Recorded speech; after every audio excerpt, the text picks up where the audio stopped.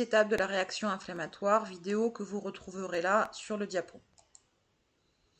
Donc, la première étape, c'est de détecter qu'il y a un danger. Et ça va mettre en jeu les cellules de l'immunité innée, notamment les cellules sentinelles, grâce à leurs récepteurs de surface dont on a parlé précédemment. Donc, on a pris l'exemple des TLR qui sont capables de reconnaître une diversité de molécules appartenant aux pathogènes. Je vous rappelle qu'on a donc une reconnaissance, mais je vous rappelle que cette reconnaissance est assez large. Alors, on peut avoir par exemple le TLR5 qui va reconnaître une molécule bactérienne qu'on appelle la flagelline, mais sans faire la différence avec l'espèce de bactérie qui est présente. On reconnaît juste là une molécule étrangère. Donc on a une reconnaissance, mais assez large. Bien évidemment, on a toute une famille de récepteurs de l'immunité innée qui vont permettre de reconnaître différents types de molécules appartenant aux pathogènes. Donc, vous avez un tableau ici qui vous présente ce que je viens de vous dire. Ici, par exemple, le TLR2 va reconnaître des molécules de la paroi de certaines bactéries, d'une famille de bactéries, donc qui permet la détection de ces bactéries, mais sans faire exactement la différence entre une bactérie X, Y ou Z. Mais on a bien un système de reconnaissance, et grâce à une diversité de TLR, on reconnaît une diversité de molécules appartenant aux pathogènes.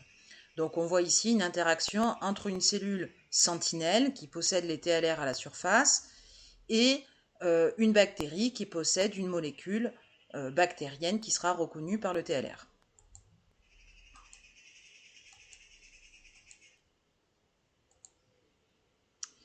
Alors là, vous avez un document qui vous montre que on suit le trajet d'une cellule dendritique, donc une des cellules sentinelles. On suit son trajet entre 0 et 14 minutes. Et on voit ici que la cellule s'est déplacée. Si vous suivez les traces jaunes qui vous indiquent la cellule dendritique, là on résume son déplacement, on voit qu'elle s'est déplacée. Et là, on a une mesure de ce déplacement, donc de la mobilité des cellules dendritiques. Quand on est dans un tissu sain, aucune infection, aucun danger. Quand on est dans un tissu sain, les cellules dendritiques sont très mobiles. 80% des cellules dendritiques sont mobiles. Par contre, si on a injecté un ver parasite, on voit que la mobilité est très réduite. Ce qui nous montre quoi? Que, en fait, comme on l'a vu, ce sont des cellules sentinelles, elles surveillent, elles se déplacent. Et si elles reconnaissent un élément dangereux, elles vont s'arrêter, elles vont s'immobiliser. Et donc, elles vont, comme elles s'immobilisent au site d'infection, elles vont pouvoir mettre en jeu une réponse immunitaire, une réaction inflammatoire, là où il y a un danger qui a été détecté. Si ici vous avez une comparaison avec injection de billes en plastique, là ça ne réduit pratiquement pas la mobilité, ce qui rappelle qu'il y a un mécanisme de reconnaissance des pathogènes qui est réalisé grâce aux récepteurs de l'immunité innée, par exemple les TLR. Donc, là, un danger a été détecté, la cellule sentinelle s'arrête et en fait elle va recruter des cellules et mettre en jeu la réaction inflammatoire. Donc là, on va essayer de comprendre comment les cellules sont recrutées et comment il y a mise en jeu de cette réaction inflammatoire. Donc on a une expérience où on a prélevé uniquement des cellules de l'immunité innée, des monocytes et des granulocytes de cette souris, qu'on a mis dans un tube en présence de bactéries ou sans bactéries. Quand elles sont en présence de bactéries, on voit ici, on prélève le surnageant qu'on va injecter dans l'oreille d'une autre souris et grâce à la zone rouge, on voit qu'il y a eu réaction inflammatoire. Alors que si on n'a pas mis en présence les cellules immunitaires avec des bactéries, il n'y a, après injection du surnageant, il n'y a pas de réaction inflammatoire. Donc on voit dans un premier temps ici qu'il faut absolument qu'il y ait eu reconnaissance d'un élément dangereux pour qu'il y ait mise en route d'une réaction inflammatoire. Reconnaissance qui passe par les récepteurs de l'immunité innée, et reconnaissant des molécules présentes sur les pathogènes. Deuxième partie, c'est de bien comprendre que le surnageant est uniquement une fraction liquide qui ne va contenir que des molécules, mais pas des cellules. Donc ça veut dire que la mise en route de cette réaction inflammatoire, elle va se faire grâce à des molécules. Et cet ensemble de molécules qu'on va voir juste après, c'est ce qu'on appelle des médiateurs chimiques de l'inflammation. Alors, par exemple, dans cette expérience, on a étudié les molécules présentes dans le surnageant et qu'on appelle interleukine. Une de ces molécules, c'est l'interleukine 15. Et on mesure ici son effet sur l'activité des monocytes.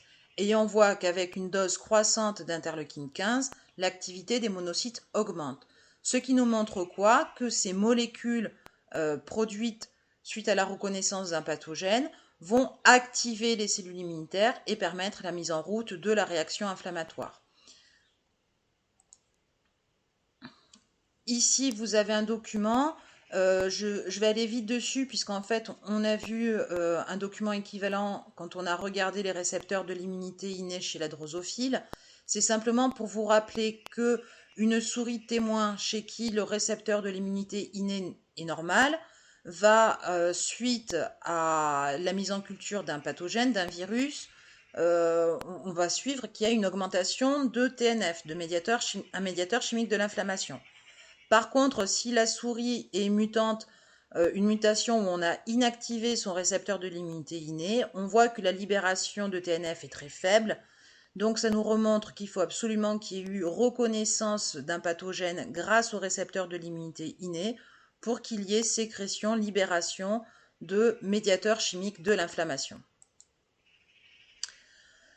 Donc, ici, vous avez un mastocyte au repos. Les mastocytes sont caractérisés par la présence de granules cytoplasmiques qui contiennent des médiateurs chimiques de l'inflammation.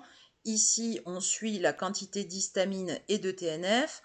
On voit qu'après contact avec les bactéries, la libération d'histamine et de TNF est beaucoup plus forte qu'en absence de bactéries. Donc, suite à la détection d'un élément dangereux, grâce à la reconnaissance, mettant en jeu les récepteurs de l'immunité innée. Suite à cette reconnaissance, on va avoir libération de molécules qui sont des médiateurs chimiques de l'inflammation. Alors,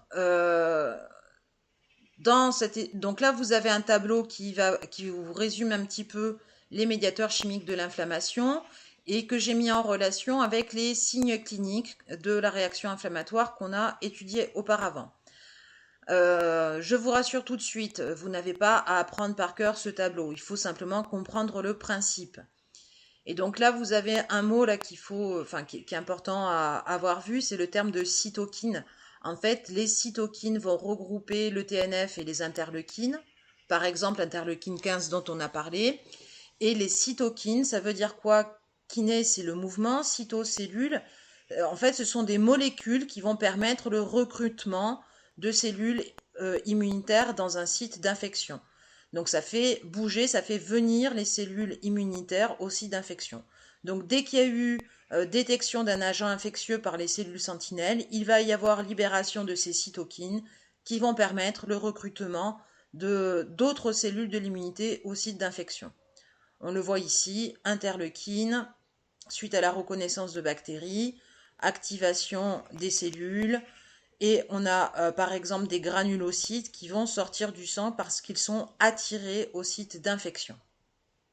Je vous laisse lire le détail tranquillement.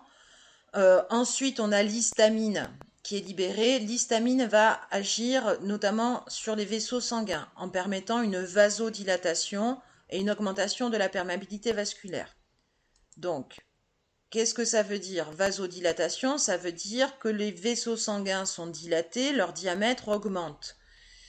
Ce qui va notamment expliquer, par un afflux sanguin plus important, ça va notamment expliquer en partie la rougeur et la chaleur observée au site d'inflammation, puisqu'il y a plus de sang qui va arriver à cet endroit.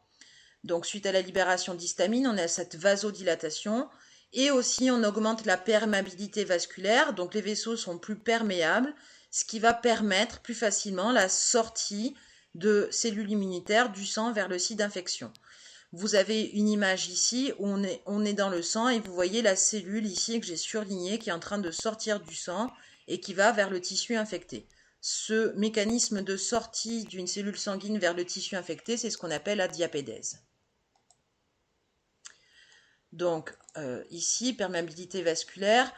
Donc suite à l'augmentation du diamètre du vaisseau sanguin, la vasodilatation et à l'augmentation de la perméabilité vasculaire, on a donc, on vient de le voir, un afflux de leucocytes, un afflux de globules blancs au site d'infection et aussi une sortie de plasma. Donc en fait, le plasma, la partie liquide du sang, va venir s'infiltrer au niveau du site infecté.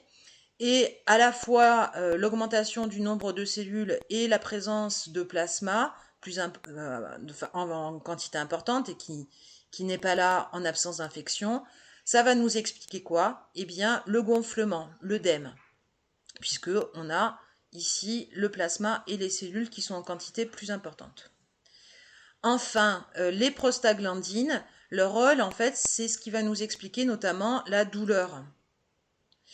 Puisque suite à une inflammation, libération de prostaglandines, ce qui va activer des récepteurs à la douleur qu'on appelle les nocicepteurs, qui vont envoyer un message nerveux qui, interprété par le cerveau, va élaborer une sensation douloureuse. Donc ici, on a expliqué les 4 signes cliniques. On les retrouve sur ce schéma bilan. Si je raconte l'histoire encore une fois, on est dans un tissu qui est altéré parce qu'il y a des micro-organismes qui sont rentrés. Ces micro-organismes vont être reconnus par les cellules sentinelles qui s'immobilisent au site d'infection en reconnaissant grâce à leurs récepteurs de l'immunité innée des molécules pathogènes. Suite à cette reconnaissance, il y a libération d'une grande quantité de médiateurs chimiques de l'inflammation, ce qui va entraîner le recrutement de cellules immunitaires au site d'infection. Et donc, grâce à la vasodilatation et à l'augmentation de la perméabilité vasculaire. Donc on a un afflux de plasma, un afflux de cellules sanguines, ce qui explique le gonflement, la vasodilatation qui explique la rougeur et la chaleur.